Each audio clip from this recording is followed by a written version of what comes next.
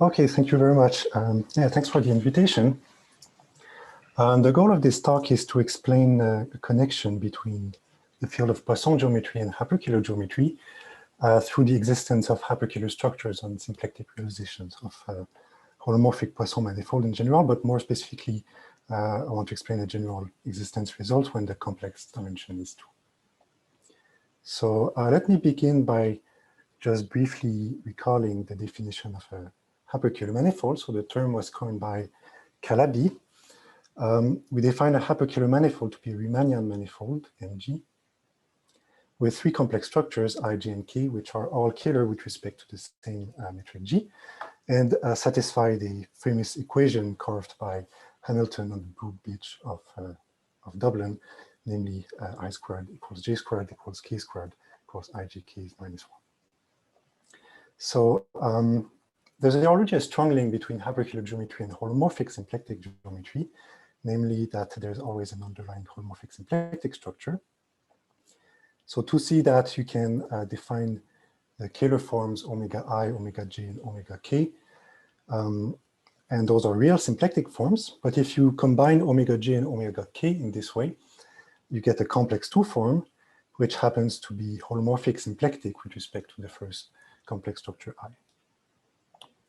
Okay, and that's a very strong link because there's even a partial converse, namely that if you have a compact holomorphic symplectic manifold, then any given Kähler metric can be deformed by Yau's solution to the Calabi conjecture to a Hyperkähler metric.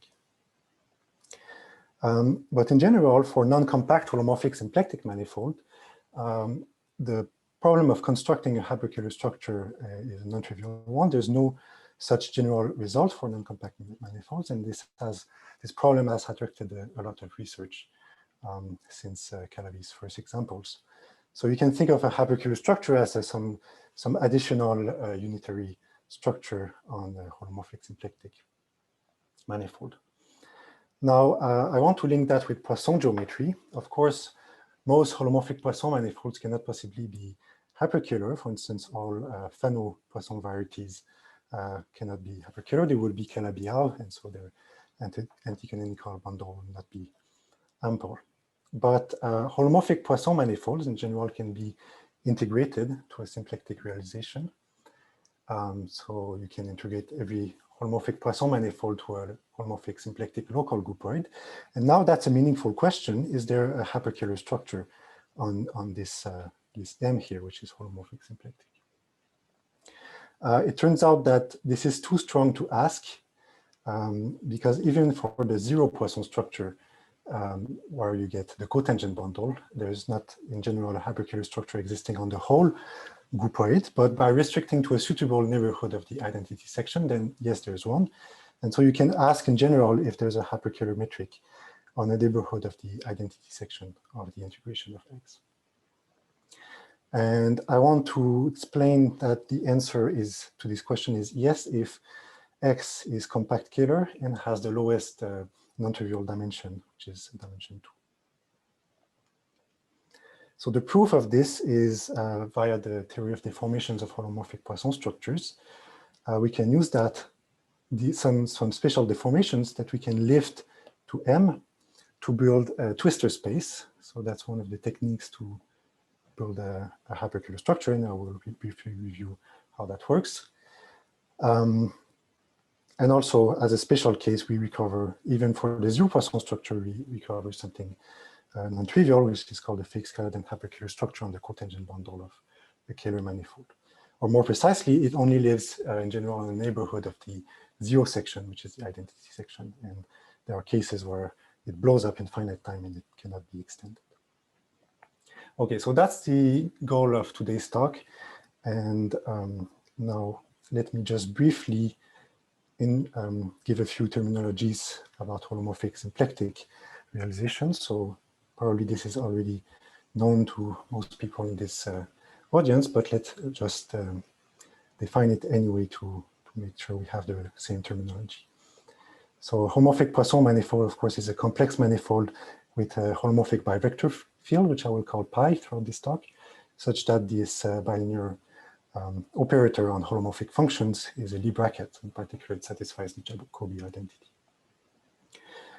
I will call a symplectic realization of X pi, or more precisely a strict symplectic realization, but I will omit the word strict, to be a holomorphic symplectic manifold together with a surjective holomorphic Poisson submersion. And the word strict here is when you have a Lagrangian section of this submersion. And the point here is that you have desingularized the holomorphic symplectic, the holomorphic Poisson structure to a symplectic structure. So you have desingularized the singular foliation to a single leaf, and you can recover the Poisson structure from this symplectic manifold in this map. So it's you realize the holomorphic Poisson structure to a symplectic manifold. So every holomorphic Poisson manifold has such a symplectic realization. That's the holomorphic version of the Karasev-Weinstein theorem. There are two ways to view this. Follows from the work of Laurent Genoux, Stienon, and Chu, that integration of holomorphic Poisson in general is equivalent to integration of the underlying real Poisson. And so it follows from the C-infinity version. But also there's a more recent work of Broca and Chu in 2018, which is an adaptation of the Kronig-Marquardt formula by deforming the cotangent bundle of X, where you can define both the symplectic structure and the complex structure to get the realization. Okay, of course, when you restrict a symplectic realization to a neighborhood of the identity section, it's still symplectic realization, and those are symplectic realizations are unique up to restricting to a suitable neighborhood of X. Okay, also something that I will need in this talk is that possibly after restricting to a suitable neighborhood of X in M, there's a unique structure of a holomorphic symplectic local groupoid, meaning that in addition to S, there's another map T, which is anti-Poisson. And so that these structures map ST and identity gives the structure of a holomorphic local groupoid, and then the holomorphic symplectic form is such that the graph of the multiplication map is a complex Lagrangian submanifold. Okay, so the goal here is to discuss the existence of hyperkiller structures on this object M here associated to a Poisson, holomorphic Poisson manifold. And let's see a few of the known examples before we discuss the general case. So even for the zero Poisson structure, there's something interesting to say. So take any complex manifold with the zero bivector field, then the symplectic realization is the cotangent bundle of X with the canonical holomorphic symplectic form. The source map, or the symplectic realization map, is simply the bundle map, and the identity section is the zero section of this bundle. So now there's this theorem of Feix and Calladan, which showed independently in the same year that for any given real analytic Kähler form omega on X, there's a unique Hyperkähler structure on the neighborhood of the zero section of T star X, such that, so this is the first Kähler form, the Kähler form with respect to I. When you restrict it to the zero section, you get back the real analytic Kähler form you started with.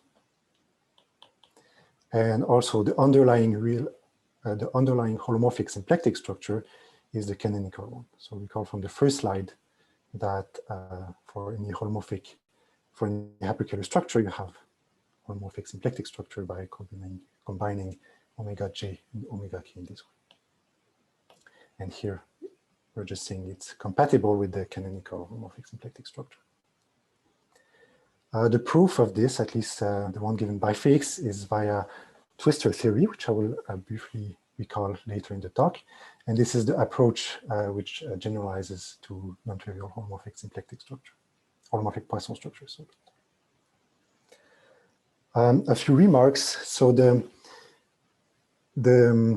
fact that we state this only for a neighborhood of the zero section cannot be improved. In general, it might not extend to the whole cotangent bundle.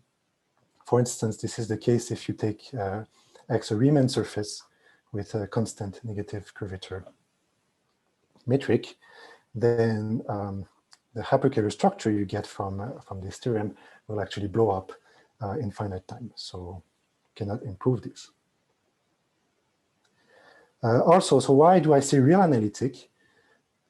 That's a consequence of twistor theory that any Hyperkähler structure whatsoever will always be real analytic. So in particular, if you restrict the first Kähler form to X, then this will be real analytic. And so it has to be real analytic anyway. But this is not a very restrictive constraint because every Kähler class actually contains a real analytic representative. So if X is just any Kähler manifold, then you get this. So the conclusion is that if you have a Kähler manifold endowed with the zero Poisson structure, then it has a Hyperkähler resolution. Okay, now let's go to the other extreme of a non-degenerate Poisson structure. Take any holomorphic symplectic manifold and consider the inverse of the complex 2 form to get a bivector field. Then the symplectic realization, or a symplectic realization, can be taken to be the pair groupoid X cross X with omega on the first factor and minus omega on the second. And symplectic realization is shows the projection on the first factor, and the identity section is the diagonal embedding. Now, if X is compact, well, it is actually Hyperkähler itself by the theorem of Beauville, saying that any compact holomorphic symplectic Kähler manifold has a Hyperkähler structure compatible with the holomorphic symplectic structure. So X, if it's compact Kähler, itself is Hyperkähler, so the pair groupoid also will inherit Hyperkähler structure compatible with this.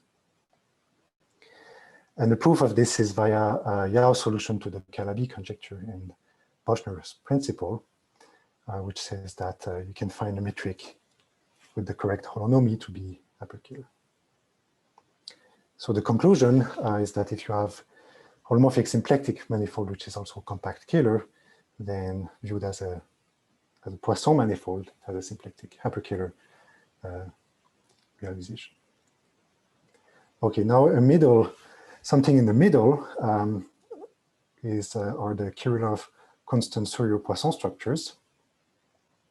So for instance, if you take X to be the dual of a complex semi-simple Lie algebra, then a symplectic realization can be taken to be the cotangent bundle of any Lie group with that Lie algebra, where the realization map is simply the projection onto the Lie algebra factor, where you first trivialize the cotangent bundle by left translations. And the identity section is just the fiber of the identity element.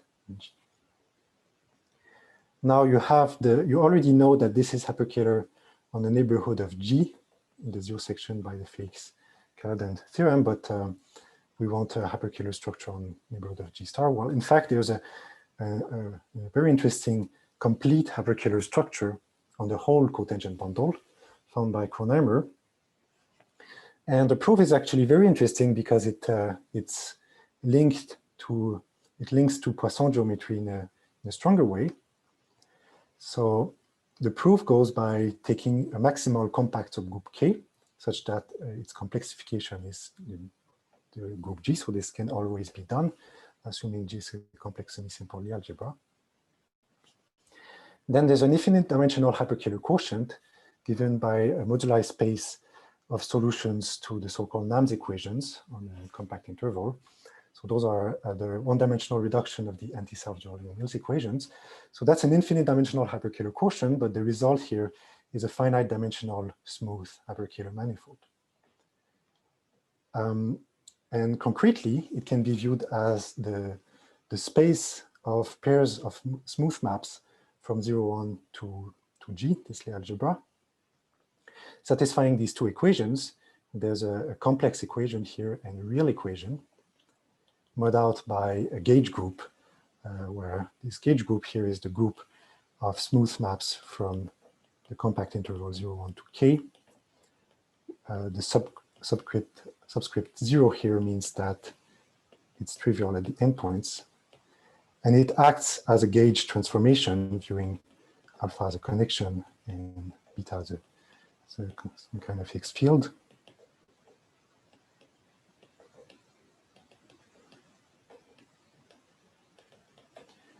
And so that's an infinite dimensional hyperkiller quotient. But by a version of the Kempfness theorem, you can drop the real equation at the expense of modeling out by a larger group, namely the complexified gauge group. And so you get this purely holomorphic symplectic description. That's an infinite dimensional holomorphic symplectic reduction, which is canonically symplectomorphic to the cotangent bundle.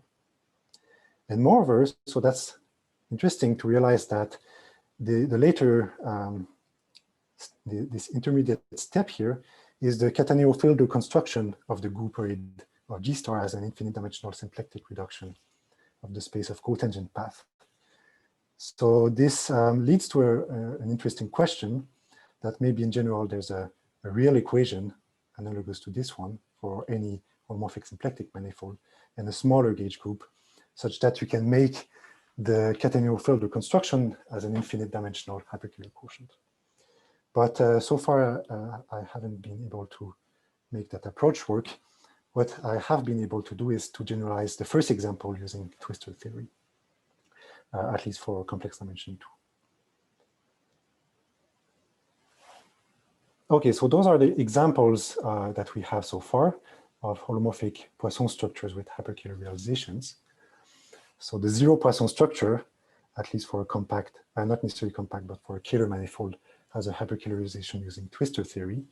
Non-degenerate holomorphic Poisson structures on a compact Kähler manifold have such a hyperkillerization by Calabi conjecture, and the Kähler of constant Fourier ones have one by gauge theory, at least for complex semi-simple algebras. So naturally, this leads to the question, does every holomorphic Poisson Kähler manifold have a hyperkiller realization?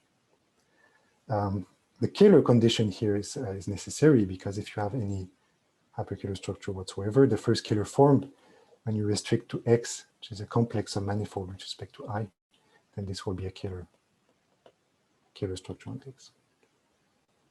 So that's the question, and I want to briefly sketch in this talk the fact that the answer is yes if X is compact and has the complex dimension 2, which is the lowest non-trivial dimension for holomorphic Poisson manifolds. And as I said in the beginning, the proof is via twistor theory and deformations of holomorphic Poisson structures. So let me now, so I will briefly review what I need in these 2 points. So I will review basic facts about twistor theory and then deformations of holomorphic Poisson structures.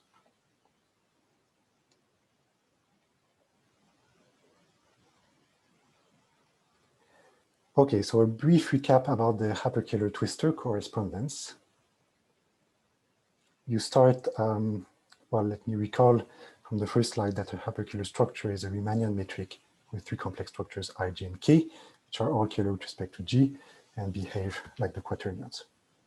So the idea of twistor theory is to encode all this data with purely holomorphic data on a non-auxiliary space called the twistor space. So even the Riemannian metric, which a priori is a C-infinity object, can be encoded with this complex manifold. Okay, first of all, if you take any point X on the 2-sphere, then by taking this linear combination of I, J, and K, the components of X, then that's always a new holomorphic, a new complex structure.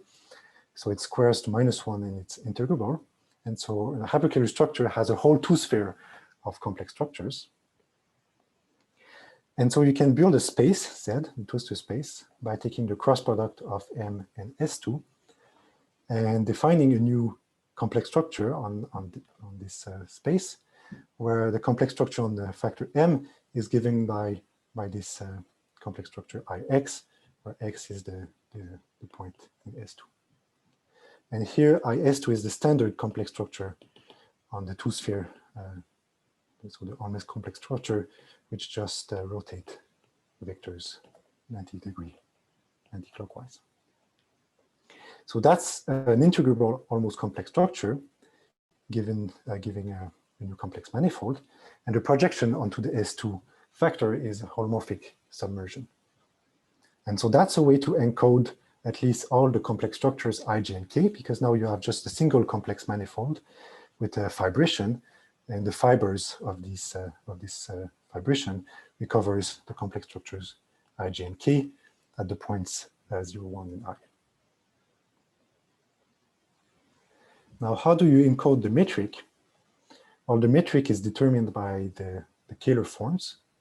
And so first you realize that Ix, this complex structure, is Kähler with respect to G, also with Kähler form, this combination of omega I, omega J, and omega K, which are the Kähler forms of I, J, and K. And so just as in the first slide, I explained that this is holomorphic symplectic in general, but you can, so omega J plus I, omega K, but you can generalize that if you take any orthonormal basis of vectors in R3, then the combination of omega Y plus I omega Z is holomorphic symplectic with respect to Ix, this complex structure here. And now there's an ambiguity. If you fix X, there's an S1 family of possible choices of Y and Z, giving an orthonormal basis. But if you identify X, at least if it's not equal to the North Pole, and you identify it with a complex number, then this holomorphic symplectic form is a multiple, a constant multiple of this particular combination of omega J, omega K, and omega I. And the point here is that you now have a family of holomorphic symplectic structures parameterized by a complex number zeta, which varies holomorphically with respect to zeta. And so that's a holomorphic object.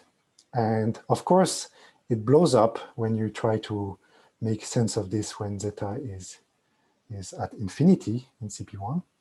But by the quadratic dependence on zeta, you can make sense of this as a section of a bundle twisted by O2. So it extends to a global holomorphic section of this particular holomorphic bundle on Z, twisted by this line bundle. And so when you restrict omega to any, well, when you fix any zeta in CP1, then you can restrict omega to one of the fibers, and up to an ambiguity given by a scalar, a complex scalar, you get a holomorphic symplectic form. So now you encoded all the structures, but you didn't encode the space M itself, so Hyperkähler structure on a manifold M. So how do you encode the actual points in M, the space?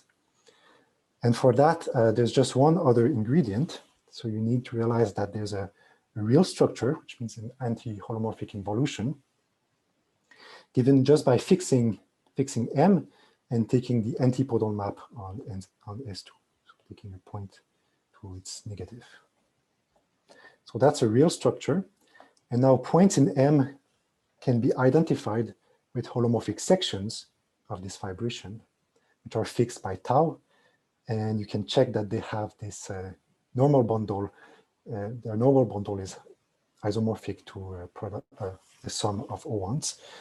And conversely, those that have this, that are fixed and have this holomorphic, this normal bundle come from such a point in M. So you have encoded all the points by certain lines, holomorphic CP1s lying in Z, and we call those real twistor lines. And you get this definition encoding all the data that you need for reconstructing back the Hyperkähler structure from holomorphic objects. So a Hyperkähler's twistor space is a complex manifold Z of odd dimension 2n+1, together with a surjective holomorphic submersion and a global holomorphic section of this holomorphic vector bundle, which restricts to a holomorphic symplectic form on each fiber, together with a real structure covering the antipodal map, and with a certain compatibility between omega and tau. And a real twistor line, as I said, is a holomorphic section of P, which is fixed by tau and whose normal is isomorphic to a sum of O1s. And the point of this is that we have this theorem of Hitchin, Carlet, Lindstrom, and Rosick that from any abstract Hyperkähler twistor space in this way, not necessarily coming from a Hyperkähler manifold, then the space of real twistor lines can be endowed with the structure of a smooth Hyperkähler manifold. And moreover, the evaluation maps, so a point in M is a section of this vibration. And so for zeta in CP1, you can evaluate this section to get a point in the fiber. And those are local diffeomorphisms. So you can use that to construct Hyperkähler structures on the fibers. That's the main idea. Okay, now let's go back to our problem. We have a symplectic realization of a holomorphic Poisson manifold together with a complex Lagrangian submanifold given by the identity section. And we want to construct a Hyperkähler structure on the neighborhood of X. But before going to Poisson geometry, we can ask the marginal question of how do we get a Hyperkähler structure on the neighborhood of a complex Lagrangian submanifold in a holomorphic symplectic manifold. And so that's the first result that I want to present here as a characterization of Hyperkähler structures near complex Lagrangian submanifolds. So the theorem is that if you have any holomorphic symplectic manifold whatsoever, not necessarily compact, X a complex Lagrangian submanifold, and suppose that there is a deformation of holomorphic symplectic structures, so one parameter family varying holomorphically with respect to zeta complex number. So zeta is just in a small neighborhood of 0, satisfying the condition that when you restrict this two form to the Lagrangian submanifold, it varies linearly with respect to zeta, where the coefficient is a Kähler form, omega on X.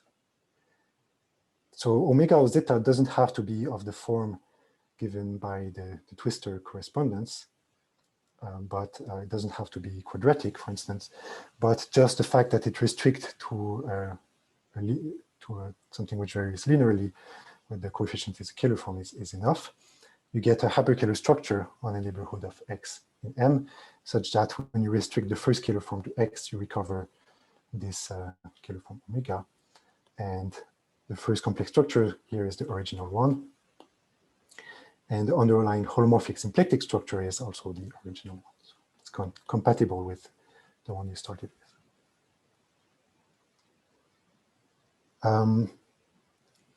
So why is it a characterization? Well, if you go back to the preceding slide, I said that this is in general a family of holomorphic symplectic structures, which varies holomorphically with respect to zeta. And if it's compatible in this way, you can write it in this way. And seeing that X is Lagrangian, so when you restrict this to X, these terms will vanish, and you will be left with 2i zeta omega, where omega is defined by omega I restricted to X. So every Hyperkähler structure compatible with M can be obtained in this way. Well, there's a 2i factor, but you just have to take this family instead. Okay, so a brief word about the proof. The proof is to construct the twistor space. So take X, the product of X and S1. Then this is embedded as a totally real submanifold of M times C. So totally real means that locally it looks like Rn inside Cn. So the point of this is that real analytic functions on Rn can be analytically continued to holomorphic functions on the neighborhood of that manifold. And the fact that it's totally real just follows from the fact that if you restrict these two forms to X, you get Z omega, which is non-degenerate, because omega is a Kähler form for zeta not equal to 0, in particular when it's S1. And now you can consider this involution on this submanifold by fixing X and taking zeta to its antipodal point on the circle. Then since it's a totally real submanifold, this will extend in a unique way to an anti-holomorphic map, or in other words, holomorphic map from M times C star to the M times C star with the opposite complex structure. So this is not actually, this is not quite correct. It only extends on the neighborhood of that manifold, but I'm stating it in this way just to simplify the notation and understand the sketch of the proof. So now you can use this map to glue two copies of M times C to get a twistor space, or a space over CP1, where CP1 is viewed as gluing two. So CP1 can be viewed as gluing C and C with the opposite complex structure glued by the antipodal map. And so this gives a twistor space, and the fact that when you restrict omega zeta to X varies linearly ensures that you can glue it to the appropriate section to get all the data for twistor space. But now you also need twistor lines, and twistor lines are easy to describe in a neighborhood, well, at a point of X is just mapping zeta to X times zeta in this space. That's a real twistor line. And by the general theory, you know that for each real twistor line that you can find, it lives in a whole family of real twistor lines given by the space M of a real twistor line, which is Hyperkähler manifold. Okay, so let's just summarize what we have in the following way. We have a holomorphic symplectic manifold. We have X, a complex Lagrangian submanifold. And we suppose that there is a deformation of holomorphic symplectic structures, so deforming this structure at 0, such that when you restrict the two form to X, you get zeta omega for omega Kähler form. And twistor theory tells us that you can find a family of diffeomorphisms parameterized by a complex number by taking the unique real twistor line passing through a point Q in M, and then evaluating that twistor line at another point on P1. And then once you have this family of diffeomorphisms, it has the very special property that if you pull back those complex two forms, you get something quadratic, and you read off the linear term, and that's the new piece of information that you get from twistor theory. That's a new Kähler form whose Kähler metric is Hyperkiller. So let me draw a picture here just to make sure we understand. So we have Z, which is a fibration over P1.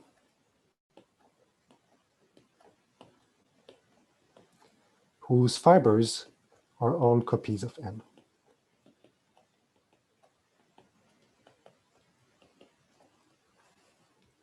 And so let's take this to be the zero fiber. And X here will be some closed submanifold in M. And in the preceding slide, I gave a twistor line, a real twistor line passing through every point of X. So there's a notion of real twistor line lying in this space Z, which is a line, holomorphic line, which projects holomorphically to CP1. And I said that for any point of X, we can find such a real twistor line passing through it in such a way. And twistor theory says that once you have one real twistor line, then every point in the neighborhood of that point in M also lies in a unique real twistor line by deforming this twistor line. And so what you get now is that in this neighborhood of X, you can take any point Q. Then there's a unique real twistor line passing through it. And you can now evaluate it at another point, zeta. You get another point, let's call it phi zeta of Q. And this gives us a map from the neighborhood of X to this other fiber, which we call phi of zeta. And so by varying over all possible zetas, we have a whole family of diffeomorphisms. And these fibers already come with a symplectic form, holomorphic symplectic form, omega zeta. And so when you pull it back by this family of diffeomorphisms, then you get this, this quadratic family, and you recover the Hyperkiller structure from this.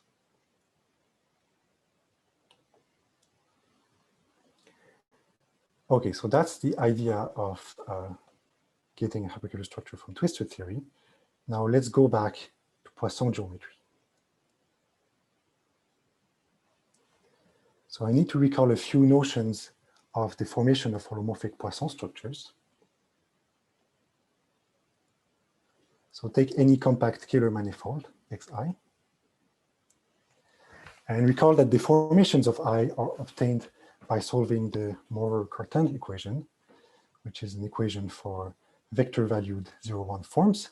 So if you have a one-parameter family of solutions, depending holomorphically on zeta, which is 0 at zeta is equal to 0, then you get a new 0-1 form. You can define a new complex structure I zeta by defining the 0-1 part to be the graph of this phi. The first term, the linear term, is a D-bar closed, so it defines a class in H1 X valued in the holomorphic tangent bundle, and this determines the deformation uniquely of the diffeomorphisms, so that's the Kodera-Spencer class. Now, in general, if you give such class, it might not integrate to an actual deformation of holomorphic of complex structures. It might be obstructed, meaning that you cannot find the remaining coefficients, phi 2, phi 3, etc. On the other hand, we have this very nice theorem of Nigel et Chin, which says that if you have a holomorphic Poisson structure, you can get many classes which do integrate. So if you have a holomorphic Poisson structure pi, then you can take any closed 1-1 form on X. And then if you contract it with pi, that gives you a vector-valued 0-1 form, then it integrates to an actual deformation of complex structures. And moreover, the Poisson structure is deformed along the way to a holomorphic Poisson structure pi of zeta on this new complex manifold.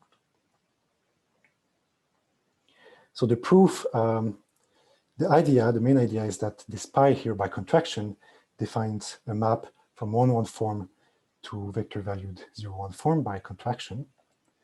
And so call this phi. And then you can ask, does phi satisfy this equation? You can try to transport this equation to 1-1 form, saying which omega, what kind of equation omega has to satisfy so that its contraction with pi is the solution to the Morer-Cartan equation. And one way to write it is in this way. So here I have the interior product of the Poisson bivector field with this, which is a 2-2 form. So that gives you a 0-2 form. So that's an equation for omega such that when you contract it with pi, you get a solution to the Morer-Cartan equation. Another way of writing this, that's another way of writing it, where the causal bracket, at least when omega is declosed, which follows from the equation.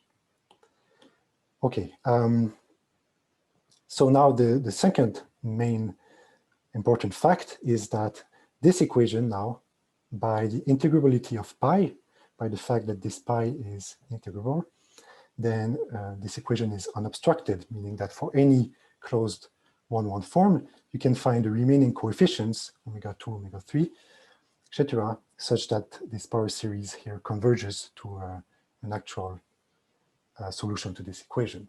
So now you get a family of solutions to the more Cartan equation, which defines complex structures. So now how do you get the Poisson structures by zeta? Let me now reformulate it in terms of Dirac structures, which will be useful to describe the connection with Hyperkähler geometry. So recall that a holomorphic Poisson structure is determined by its complex Dirac structure. So in general, in the C infinity case, you just take the graph of pi. But now if you add this the 0-1 part here, it encodes both the complex structure I and the Poisson bivector field pi. And in fact, the integrability of L is equivalent to the integrability of both I and pi. And also recall this notion of gauge transformations. Given a Dirac structure and a closed 2 form, you can add the graph of beta to get a new Dirac structure, which will be integrable by the closedness of beta. So now you can reinterpret Hitchin theorem. This reinterpretation was given by Marco Gualtieri. So for any closed 1-1 form omega 1, you can find a family of gauge transformations, so a family of closed 2 forms varying holomorphically with respect to zeta, whose first term is this closed 1-1 form, such that if you take the gauge transformation of the Poisson structure, you get the Dirac structure of a new holomorphic Poisson structure. So in general, if you take the gauge transformation of Dirac structure coming from a Poisson structure, is not necessarily associated to a Poisson structure, but in this case, you can do it. That's another way of viewing Hitchin's theorem. And more precisely, if you take the 1-1 forms solving this equation, as I explained in the proof of Hitchin's theorem just the slide before, then you can write down this beta explicitly in terms of this omega. Okay, now let's go back to our problem of constructing Hyperkähler structures on symplectic realizations. So that's done for the background material. So the goal is now to find a deformation of the holomorphic symplectic structure such that if you pull back omega zeta, this closed 2 form, by the identity section, you get zeta omega 1 for some Kähler form. So that follows from the theorem,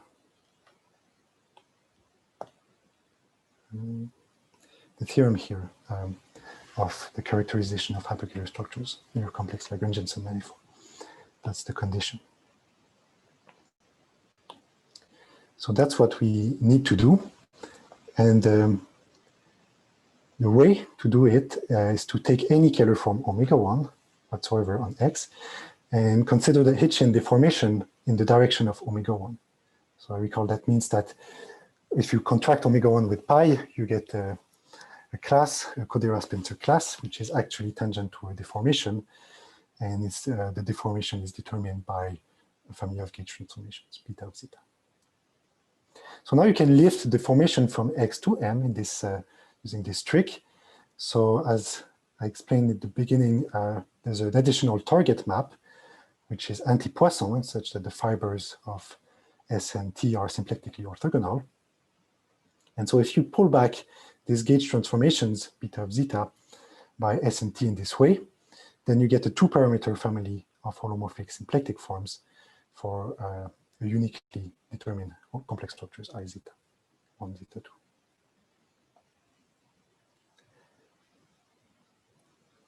So as a side remark, this is a dual pair between these the Hitchin deformations at zeta 1 and zeta 2, meaning that you still have the source map, which is now holomorphic Poisson with respect to this new deformed holomorphic Poisson structure.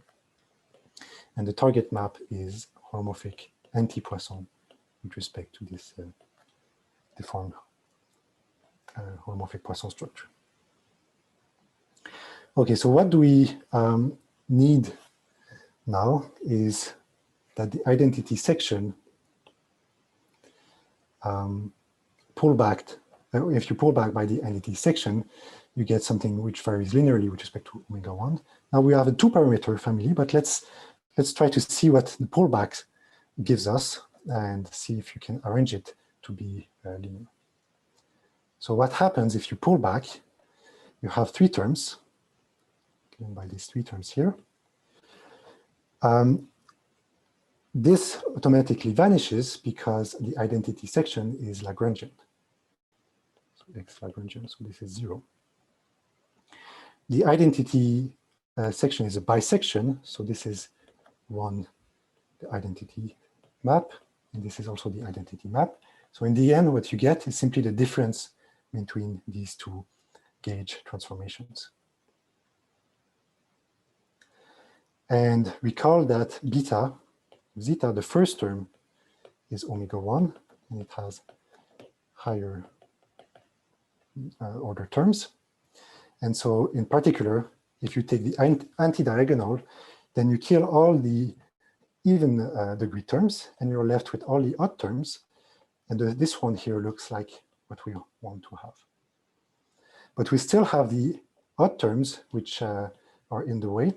But let's just conclude this slide by saying that what we need is a family of gauge transformations such that all the higher odd terms are 0 except the first. And the main point here is that this can always be done in complex dimension 2, starting with any Kähler form omega 1. So let's explain now why this is the case.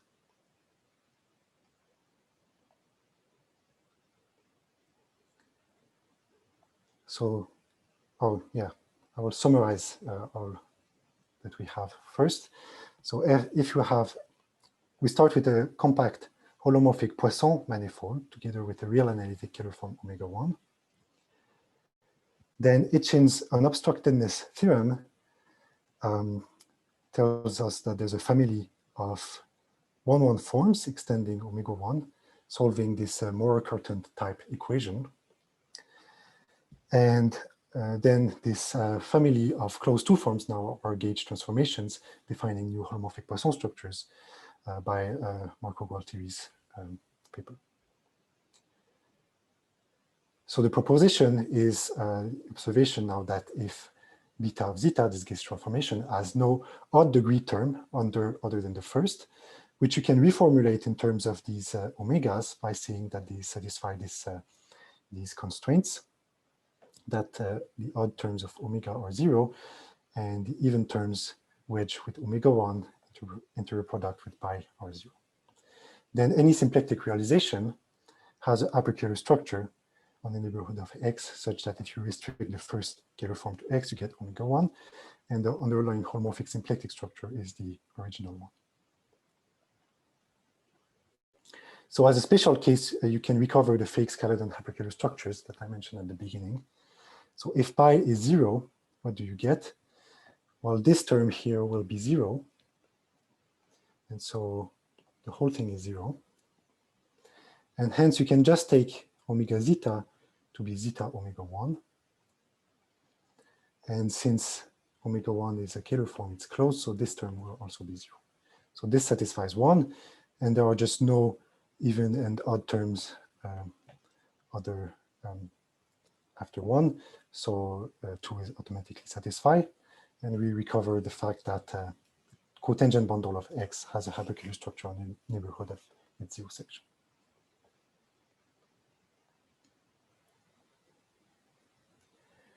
Okay, now what about the general case of a Poisson surface?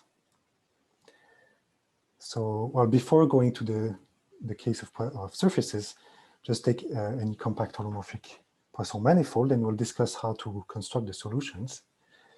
If you take any omega 1 real analytic Kähler form, and you define the Laplacian of omega 1, well, precisely of the associated Riemannian metric, and G, the green operator.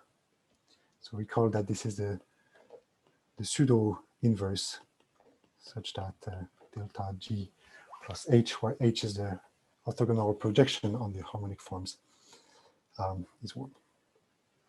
Now solutions, so implicitly in Hitchin's original paper, solutions of this Moore-Curtin type equation can be obtained recursively by this particular formula. So you can just check by definition of the green operator that this defines a formal solution of this equation.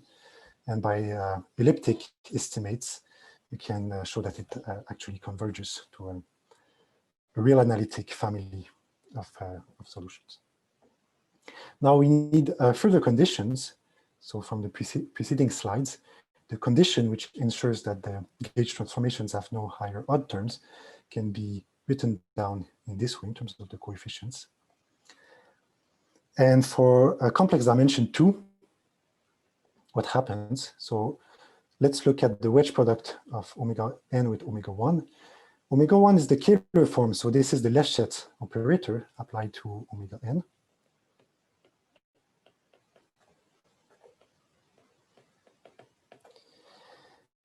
And by the Kähler identities, you can move L to this. So I'm using here that d bar star L is ID. So if you add D, you get 0. So it allows you to move L towards that side. But now this is 0 for trivial reasons.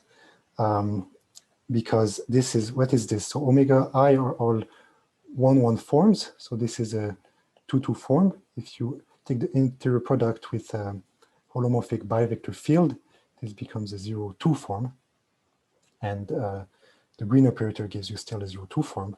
And when you apply the Lefschetz operator, which is wedging with a 1-1 form, you get a 1-3 form, which is 0, simply because there are no 1-0 form on a surface, on a complex surface. So strangely, this is the only thing that I'm using about complex dimension 2, that there are no 1-0-3 forms. So hopefully there will be a generalization of this thing by showing that these forms are 0 anyway, or by choosing specifically a real analytic Kähler form in a non-trivial way that will ensure that this is 0, even if the complex dimension is higher. And so from this, you can obtain easily by induction that all the odd terms are 0, and so these also will be 0. So we get the stronger condition that this is actually 0, even before taking the interior product with pi. Okay, so let's summarize, that's the main result. Let X be a compact holomorphic Poisson surface endowed with a real analytic Kähler form omega. Let M be any holomorphic symplectic realization with a Lagrangian section. Then there's a Hyperkähler structure on the neighborhood of X in M, such that when you pull back the first Kähler form by the identity section, you recover this Kähler form. Could be any real analytic one. And such that the underlying holomorphic symplectic structure of the Hyperkähler structure is the original one you started with. And recall that these were obtained by lifting gauge transformations, lifting Hitchin's deformations. So the family of holomorphic symplectic forms can be described in this way. So for each zeta in C, the holomorphic symplectic structure is a dual pair between the Hitchin deformations pi zeta and pi minus zeta in the direction of this close 1-1 form omega. And so you get, yeah, so that's the result I wanted to present. Now, of course, there are many other questions. So, I mean, most holomorphic Poisson manifolds are integrated by an actual groupoid. And then you might ask, well, does the Hyperkähler structure extend to the whole groupoid?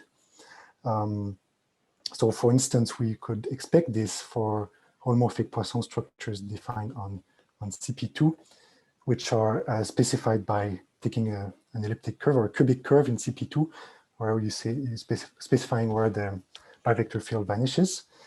Those are our family of holomorphic Poisson structures, which you you would maybe expect that the hyperkiller structures extend to the whole groupoid, because in this case, those will be deformations of the Calabi metric on T star CP2, which were the first examples of complete hyperkiller metrics. First explicit example of complete hyperkiller metrics. So that's a question for future work, but I will end my talk here. Thank you.